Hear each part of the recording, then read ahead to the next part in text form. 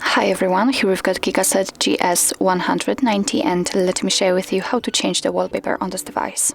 So first of all, let's enter the settings, and here we have to scroll down and tap on the display.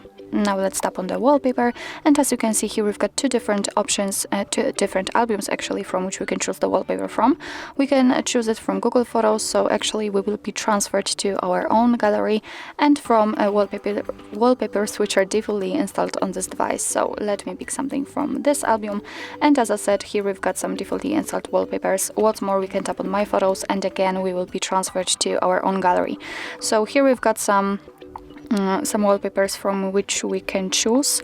So let me pick, for example, this one, and if you are happy with your choice, just tap on Set Wallpaper. Right now you can decide where you want to set it, so you can set it as a home screen, lock screen, or both, and I will pick both. So let's tap on it.